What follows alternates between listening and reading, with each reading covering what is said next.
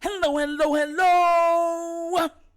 You're tuning into another episode of The Wunderkind Today's first topic, atonement. Now, I know a lot of people hear that term, that word, and think church. Yeah, but no. I think it's a word that perfectly encapsulates just what 2023 means for not only the Baltimore Raven fans, but the Baltimore Raven players themselves. I'm preaching on this one.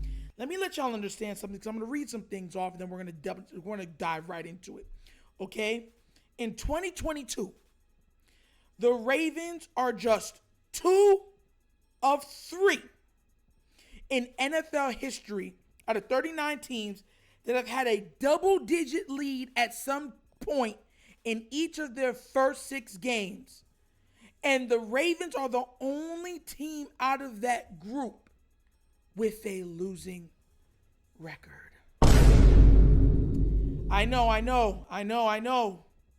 But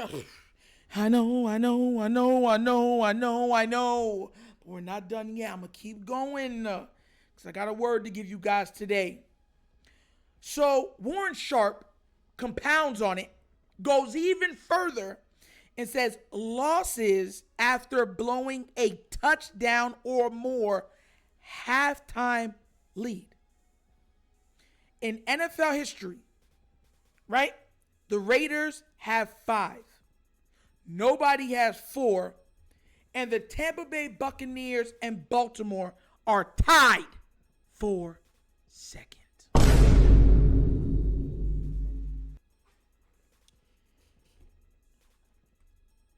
Historically bad.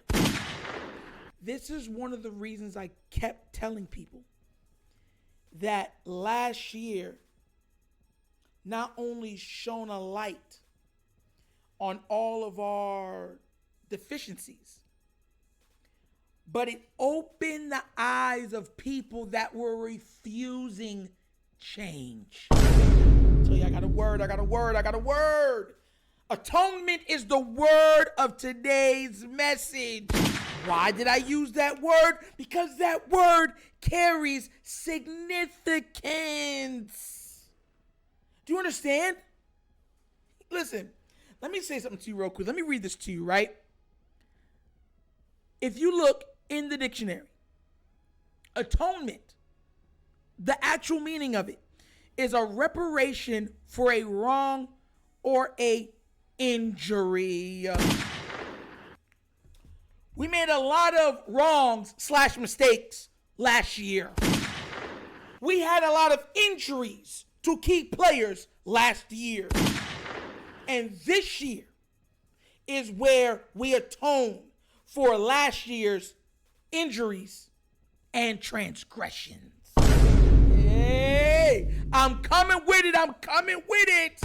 Let me tell y'all something. We've all heard of the term in the NBA called the Redeem Team. The 2023 Ravens squad, that's the NFL version of the Redeem Team. Not the Dream Team, because this is not an all-star team. No. This is not an assortment of players who are literally some of the greatest to ever play in the existence of the game basketball. No, this is a team comprised of veterans, star players, with one goal in mind: to fix and to redeem themselves from the previous mistakes. You see, reading and understanding words have power. That's why I use the word atonement, because there's so much meaning to the word. The Baltimore Ravens, as much as we all like to pander to the idea that this all just about football, they have a lot to prove to themselves. A lot. This is more than about football. Listen, I know we don't touch on it too much, but a lot of it sometimes has to be fair to the source material. When we look at the quarterback that plays for Baltimore, the ridicule that he has been supplanted by, right? Or shown has been mixed with a lot of undertones in it. And because of that, because of those things, there are certain people that feel comfortable enough to say, and I quote, "I do not care if he wins 12 MVPs. He'll never be a real quarterback." Going so far even to call someone like a Mahomes, who has already had a more decorated career than even one Hall of Famer named Aaron Rodgers, a street ball player. You see, this is why I said this year and even next year holds so much weight. Because Lamar is playing for pride. He's playing for, I'm doing this because I love to do it and because I'm competitive and I'm a competitor and I want to win. But there's a battle behind the scenes going on. You understand? And I know a lot of you've seen it. It's been on front view, even with having Josh Allen be the face of this year's Madden. And you might think that's a small transgression, but you would put him over Jalen Hurts for this year Madden? Over Patrick Mahomes for this year's Madden? Over Justin Jefferson for this year's Madden?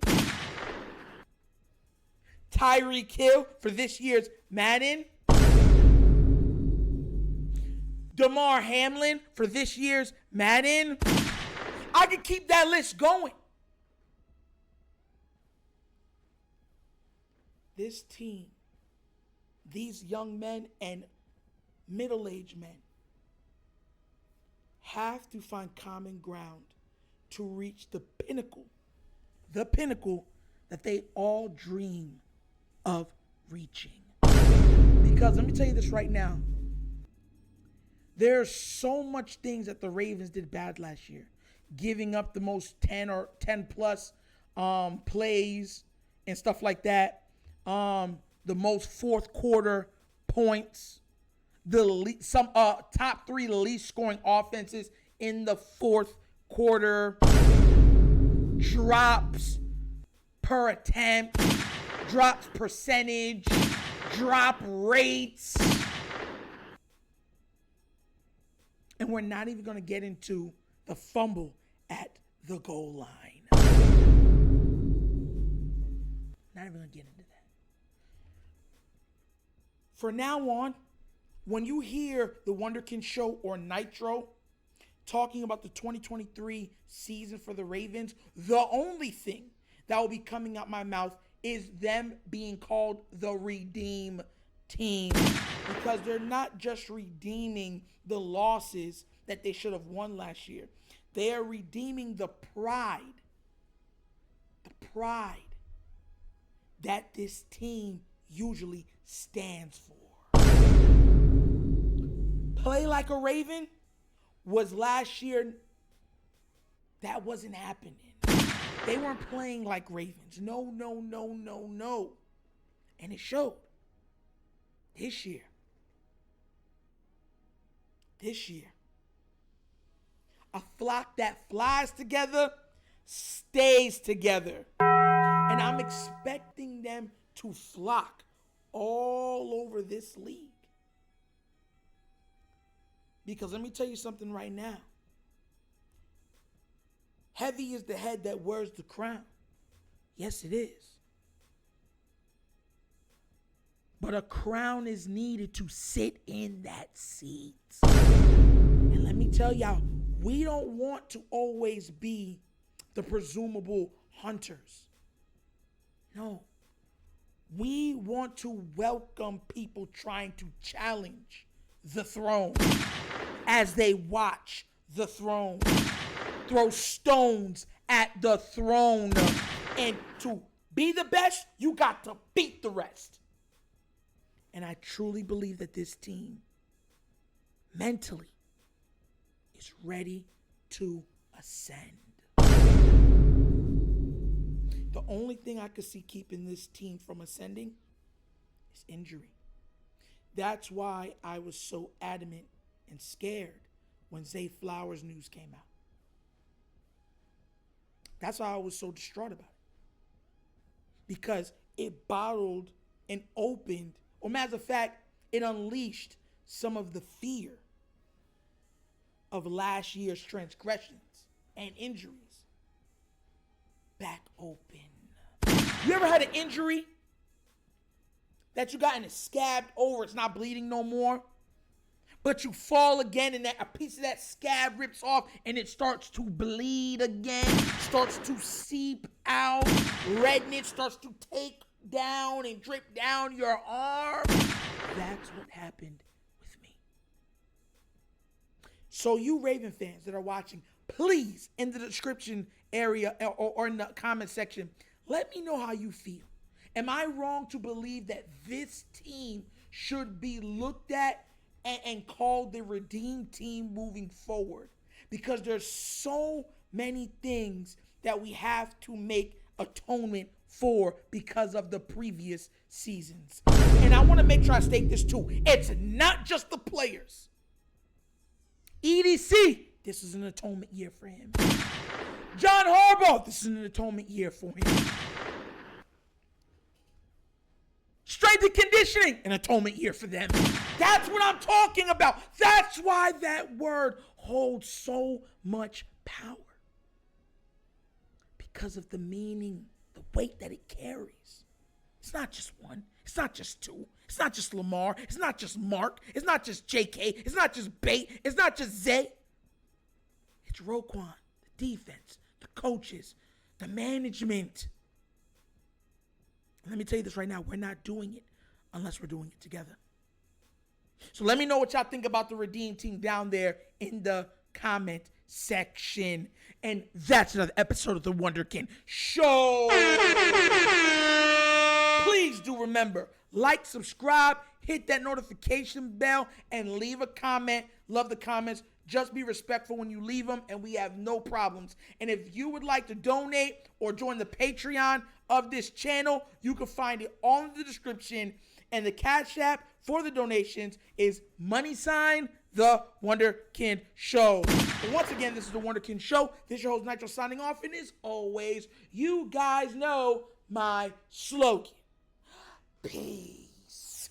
And I am out of here. Yeah.